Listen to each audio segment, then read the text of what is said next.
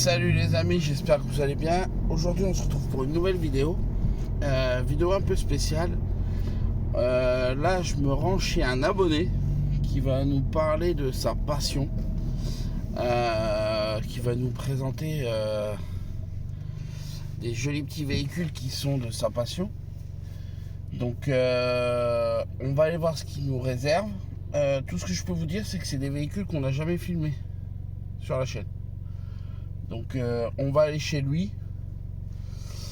Puis on va voir ce qu'il va nous présenter comme véhicule. Mais tout ce que je peux vous dire, c'est que c'est quelque chose de débile. Et c'est quelque chose qui va être rigolo. Pourquoi? Parce que c'est des véhicules d'exception. Et c'est des véhicules, qu'on seuls les passionnés connaissent. Donc on va aller voir ça. Et on va aller voir ce qu'il va nous présenter. Allez, à toutes.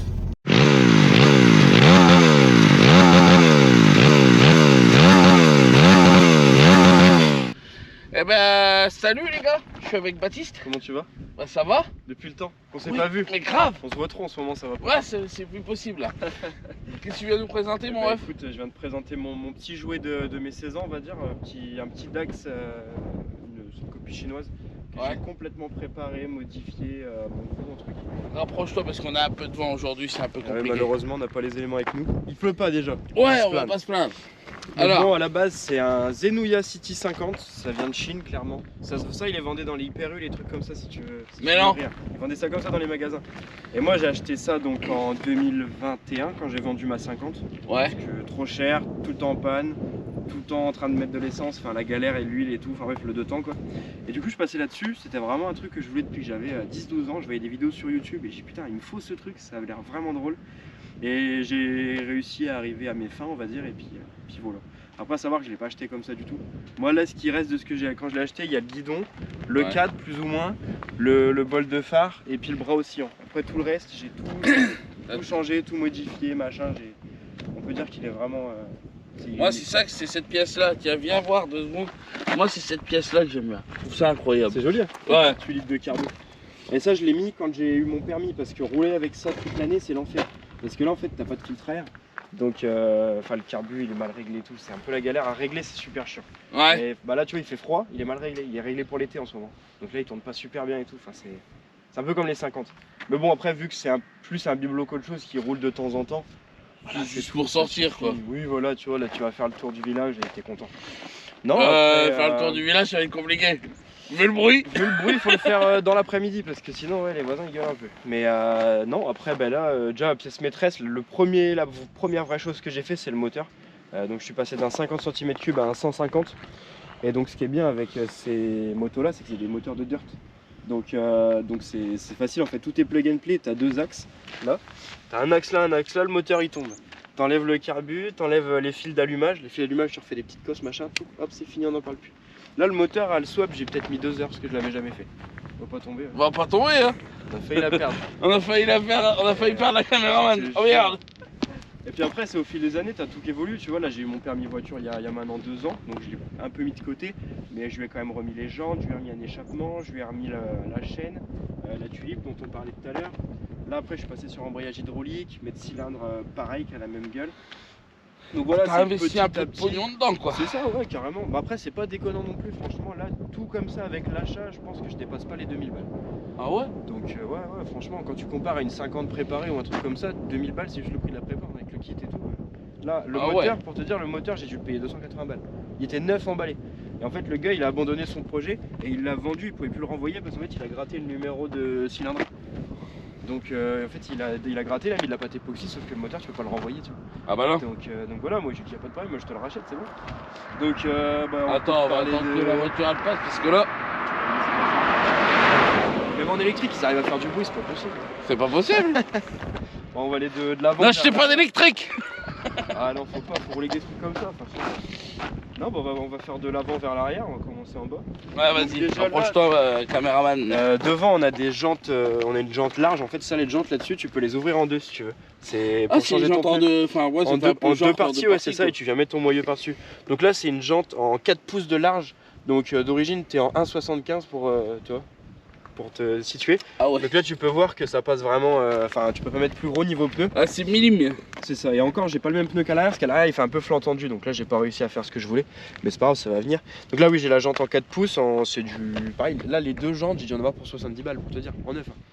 Tu vois, c'est pas déconnant. Là, pareil, t'as un disque en 200 mm, si je dis pas de bêtises, flottant, donc comme les gros cubes en fait. Ouais. C'est un disque qui est monté sur œillet, donc t'as un meilleur freinage et tout ça, meilleur refroidissement et tout ça, enfin comme les voitures. Donc ça, pareil, j'ai dû payer genre 50 €, un truc comme ça. L'étrier, ça vient de chez AliExpress. C'est en gros, les étriers, c'est des copies de vrais étriers de marque Voca ou quoi que ce soit, qui sont faits en Chine, et en fait, c'est exactement pareil, et ça freine à mort. C'est violent. Donc t'as un étrier 4 pistons radial. Comment dire, avec sa patte de déport juste là, parce que normalement le 10 c'est un 155, donc là autant dire qu'on a pris 45 mm comme ça dans la vue. Et ça freine. Tout est normal. Bah là ça pince vraiment. Moi une fois je suis arrivé, quand je roulais beaucoup avec, j'avais des jantes 12 pouces donc plus grandes, et je roulais toujours avec, tu vois, et j'étais à 100, 110, et il y a un camion qui a déboîté devant moi comme un ouf, et j'ai pris les freins et j'ai vu ma fourche, je te jure, elle a fait comme ça. Et j'ai dit oh le pet, je suis par terre, c'est fini. Et je sais pas si j'ai lâché le frein et c'est reparti, et après j'ai été comme ça. J'ai vraiment eu peur parce que j'ai vu vraiment la roue se rapprocher du moteur. Tiens, viens voir. Filme-moi ça là. C'est mon ancien, malheureusement. Là, faut changer, tu mets juste E91 et c'est bon. E91, vous mettez à la place.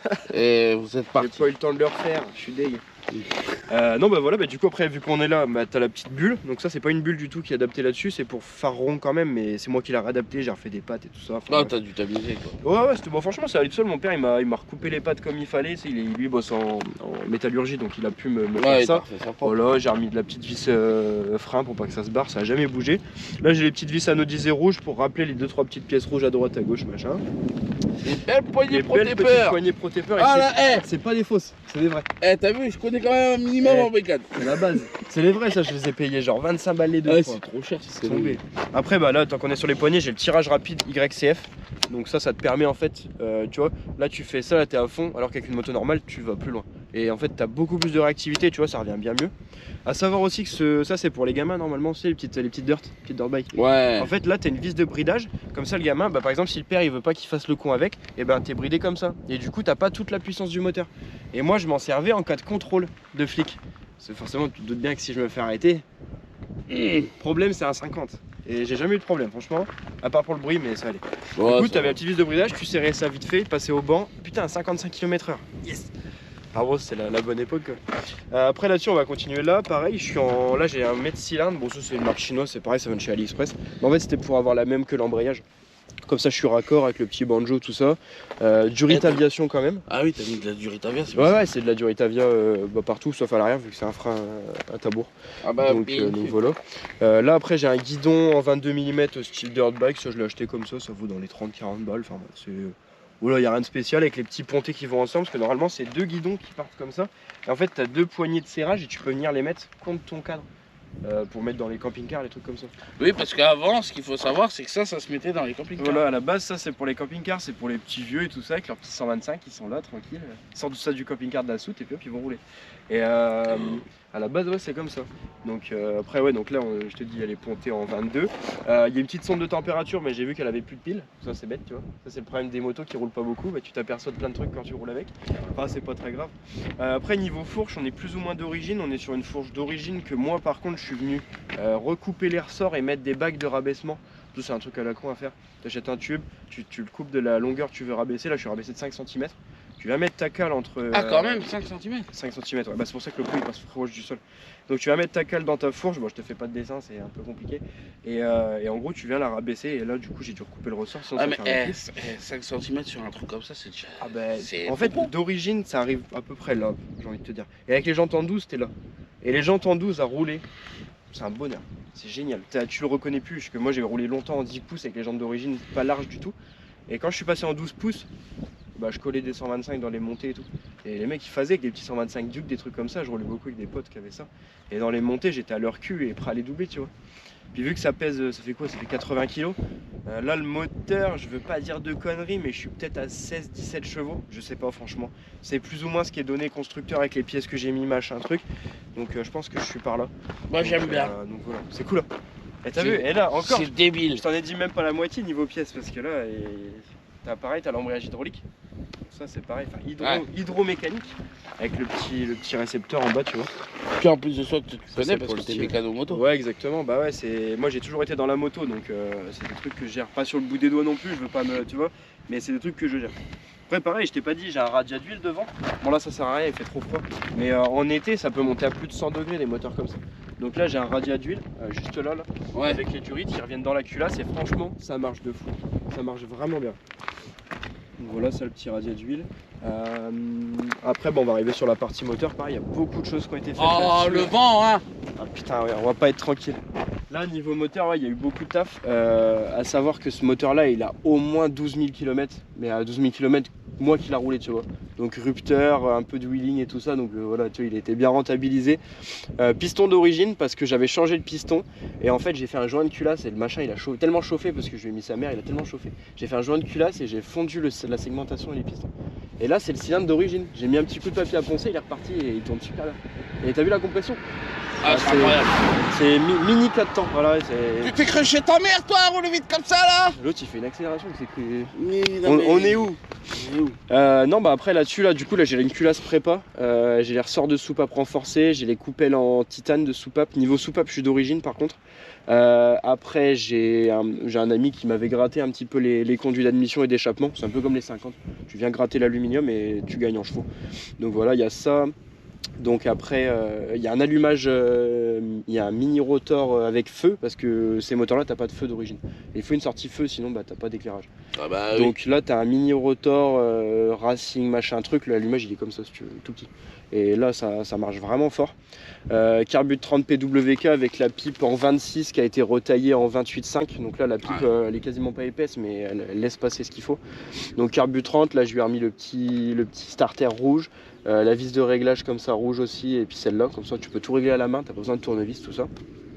Donc tout ça vient d'AliExpress, hein, j'ai pas dit mais tout vient d'AliExpress. Il est beaucoup fait en pièces AliExpress parce que je suis parti du principe où ça reste un Dax chinois à pas très cher et je vais pas aller claquer un carbu à 300 balles là-dessus. Tu vois là le carbu tout complet avec toutes les pièces il a dû me coûter quoi, 50 balles. Donc enfin voilà, je voyais pas le principe. Bah forcément j'étais étudiant, j'étais au lycée donc j'avais pas voilà. les thunes à mettre 400 balles dans un carbu, tu vois. Là 400 balles j'avais un moteur. Donc tu vois quand tu fais le ratio, enfin c'est... Oui. Voilà. Donc après j'ai les petits autocollants de 4 comme ça, Honda, je trouve ça fait un peu old school, ça a de la gueule. Ça fait un peu le... Ouais ça fait un Ouais, peu... ça fait à l'ancienne, c'est cool. C'est... Bon on va cacher ça. Voilà bien sûr, bien évidemment, petit sponsor. Là après on a le petit sélecteur comme ça, pareil de dirt bike, ça vaut 3 balles je crois sur AliExpress. Ça après c'est des... On va cacher ça parce qu'ils vont me faire une collab après. Ah putain ouais, ça se fait un strike. Là après j'ai les petits cale-pieds Puig que j'ai chopé en stage, ça vaut 50 balles sur le site. Mon tuteur de stage il m'a dit vas-y prends-les pour 10 balles, j'en ai rien à foutre, donc ça c'est cool. La béquille j'ai dû la recouper parce que vu qu'il est rabaissé, et ben il était trop haut sur sa béquille, il pouvait tomber, donc là béquille recoupée. Chaîne en 420 YCF orange, pareil toujours pour le style. Bras oscillant rallongé plus 4, donc ça je le trouve un peu petit. Je l'ai depuis le début mais je pense qu'il va dégager et je vais mettre un plus 6 à mon avis. Parce que plus 6 ça fait vraiment une autre gueule. Vraiment 2 cm ça change tout. Après qu'est-ce que je peux dire, il y a des amortisseurs pareil en 285 mm, donc beaucoup plus court que l'origine. D'origine tu es en 310 pour te comparer. Donc pareil pour rabaisser encore une fois. Ouais c'est ça. Bon, c'est un peu comme des combinés filetés, tu peux régler pas ta hauteur mais Ta dureté. Ta dureté exactement. Après moi franchement je les ai laissés comme ça, c'est des 6 spires donc ça te lance. Quand tu prends un trou tu décolles. C'est rigolo. Mais bon moi je roule pas avec, donc enfin quasiment pas avec, donc c'est plus pour le style qu'autre chose. Je lui ai mis des petits diabolos comme ça, tu vois, pour le poser comme ça sur une béquille ou quoi que ce soit, c'est vachement pratique. Après on va être sur une petite selle style old school qu'ils appellent ça. Ça j'ai galéré à la trouver parce qu'elle était plus dispo nulle part. Donc là c'est un mec il l'a mis sur le bon coin, j'ai envoyé un message le soir, le lendemain elle était chez moi. Enfin elle était achetée tu vois. Ça j'ai dit il me la faut tout de suite. Après qu'est-ce qu'on peut dire, bon, je vais te montrer sous la selle même s'il n'y a plus grand chose. Donc voilà, t'as ton réservoir sous la selle, donc là t'as 3,5 litres d'essence. Et avec 3,5 litres je faisais 110 km. Tu te rends compte? Ça consomme rien, alors que pourtant un gros moteur, tu vois. Donc voilà, petit réservoir tout simple, 3,5 litres. Là normalement tu as un bac à batterie que moi j'ai viré parce que ben forcément tu roules pas 2 semaines, t'as plus de batterie. Donc j'allais pas claquer une batterie neuve. J'enlève le bac, j'enlève la batterie, comme ça je suis tranquille. Voilà, après tu as comment dire, le relais de clignotant, tu as le régulateur de tension, tout ça. Là tu as le petit feu arrière LED fumé comme ça. Je voulais ça parce qu'en fait tu le vois pas du tout. Quand tu remets la selle, si tu veux, en fait on le voit pas du tout. Et c'était vraiment ça que je cherchais. Il est vraiment quasiment incorporé dans la selle et c'est ce que je cherchais. Donc là après on a une petite plaque, pareil elle est même pas réglementaire, la plaque elle est trop petite et elle est orange, t'as vu. Moi je l'ai acheté comme ça, j'ai toujours laissé parce que je la trouve trop belle. Après du coup là tu peux regarder la taille de la couronne. Mais de toute façon on peut plus rien faire maintenant. On peut plus rien faire, tout est interdit même. On va pas se plaindre déjà, moi j'arrive à rouler. Bientôt faire l'amour à sa femme, ça sera interdit mon copain. Je te jure on va être taxé là-dessus. Ouais on va être taxé. Donc là on est sur une toute petite couronne en 33 dents. Quand tu compares, moi ma 50 elle était en 53, ma Sherco. Pour comparer un petit peu, donc là je suis en 17,53 donc ça tire assez... non 17,29 même. Putain je sais plus ce que j'ai mis. C'est une 29 je crois. Ouais c'est l'autre la 33. Ça c'est une 29 dents.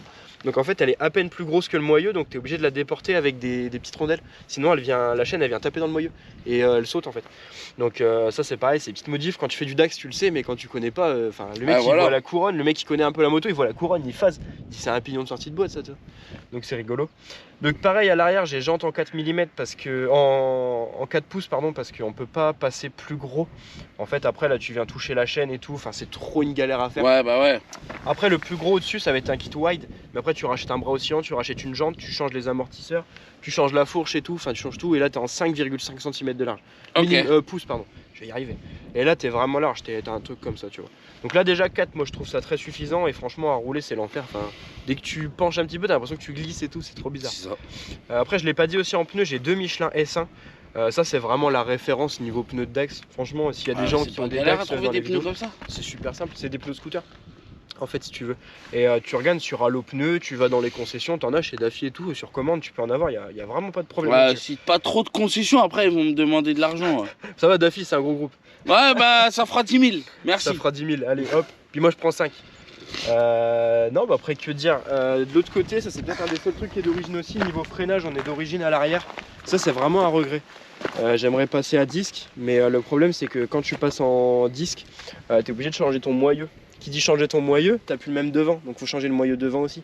Donc là tu relâches un billet de 150 balles avec tout le système de freinage, le mètre cylindre et tout, la durite, enfin bref. Et c'est quoi comme pot que t'as mis là-dessus? C'est un pot Wish? Et bah là ça c'est un pot, bah mon gars c'est le seul pot qui est, ça c'est japonais en fait, vraiment. Et en fait ça c'est un pot qui a été, c'est unique au monde, il n'y en a pas deux. C'est un truc qui a été modifié à la base, c'est un pot qui passe comme ça, qui sort ici et qui vient là avec une cartouche qui est longue comme ça.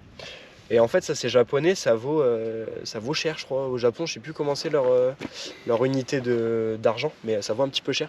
Je l'avais trouvé sur un site. Et en fait là le gars si tu veux il l'a acheté au Japon et il l'a recoupé, il l'a refait un petit peu micmac comme il voulait. Il a recoupé la cartouche en laissant le petit numéro de série de la cartouche et tout tu vois. Et du coup il a fait un truc comme ça. Et moi c'est un ami belge parce que du coup je bosse beaucoup avec les Belges parce que là-bas ils sont fans de Dax et j'ai beaucoup d'amis en Belgique qui ont des Dax. Et c'est un pote, je lui ai envoyé plein de messages et moi je suis un fan des pots pour te dire ça c'est mon 8e pot sur ce Dax là. J'ai eu 8 pots en tout. Ah ouais. Et j'adore changer, tu vois celui-là par contre je le changerai pas, je le garderai parce qu'il est unique mais je suis prêt à en racheter un tu vois pour le changer de temps en temps. Et moi c'est vraiment une maladie chez moi, j'ai eu 8 pots. Et c'est vraiment tout le temps aussi.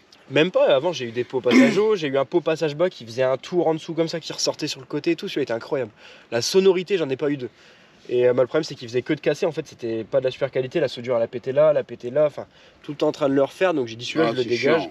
J'ai racheté un autre pot que j'ai été échangé à un copain belge contre un autre pot que j'ai mis, que j'ai revendu parce que ça me plaisait plus, et après j'ai eu celui-là. Et ouais il m'avait envoyé un message, il m'a dit ouais Baptiste j'ai ça.